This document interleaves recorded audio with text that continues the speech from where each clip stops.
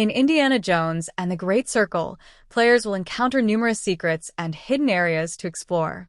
However, some areas require more than just basic tools to access. The second map, set in Gizeh, Egypt, introduces a significant challenge involving Nazis, and to infiltrate restricted areas, Indiana Jones will need to don a Nazi uniform. Here's how to get it, and why it's an essential part of the game. Acquiring the Nazi uniform, a step-by-step guide. The Nazi uniform disguise is not available right from the start.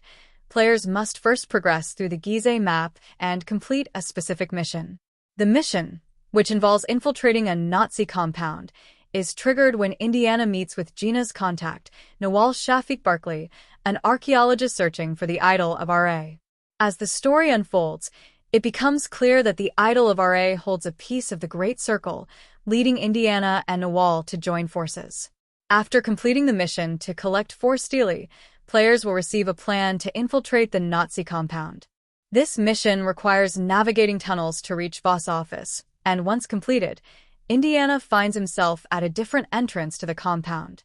Following a cutscene where Indiana knocks out a Nazi guard, players will take control and notice a watchtower nearby. Inside this tower, players will find the Nazi uniform disguise, but getting it requires a bit of maneuvering. The front gate to the watchtower is locked, so players must go around back. Using Indiana's whip, they can climb to a ledge and then make their way to the front through an open window. Timing is crucial, as a Nazi guard is inside with his back turned. After knocking him out, players can acquire the disguise and the Wehrmacht key, which opens up access to restricted areas within the compound. The benefits of wearing the Nazi uniform. Once Indiana is dressed as a Nazi, he gains access to several previously restricted areas.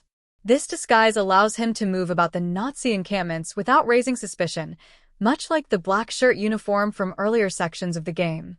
However, there's a catch. Captains can see through the disguise. If Indiana comes too close to them, they will become suspicious, and if he doesn't escape their line of sight in time, the alarm will be triggered, blowing his cover.